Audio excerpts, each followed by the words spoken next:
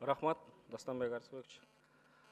Саламатсыздарбы, урматтуу депутаттар, урматтуу өкмөт мүчөлөрү. Сапар Жумакадырович, биз көчө барып, жеринен ошол ТЭЦтин ичин көрүп келдик.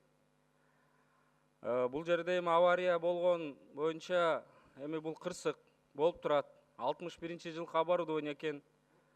Бирок эң негизгиси элдин берген суроосу 386 миллион доллар короткон ТЭЦке мындай иштер болбош керек.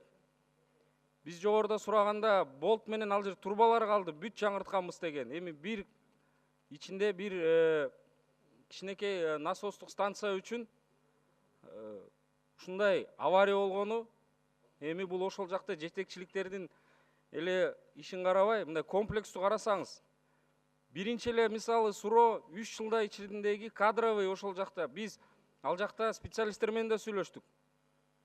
Бу жерде кадровый чыгарда дейт.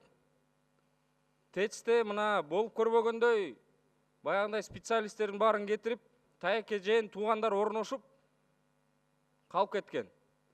Экинчиден, бул маселени Сапар Жумакадырович, ушул Бишкек элдери 92 саат күттү жылуулукту. 92 саат. Эмне үчүн авария болгондо өзү 300 мегаватт мощность берип атыптыр ошол 26 декабрда. А биз жаңы салынган ТЭЦ дагы 300 мегаватты берет деп салынган. Анда эмне үчүн жаңы ТЭЦ тартып кеткен жок? Мына ошон үчүн элдердин дагы чоң нааразычылыгы болуп атат. Эми макул ТЭЦ болсо кырсык болуп тур. Биз сиздин көңүлүңүздү бургум келет. Ушу региондордогу дагы жылуулук мекемелерин дагы. Ал жакта да бүгүн чоң көйгөйлөр бар. Ошол жактарды да карасаңыз. Мына жакында Токтогул КЭСине 450 миллион доллар бөлүнөт деп ратификациядан өттү.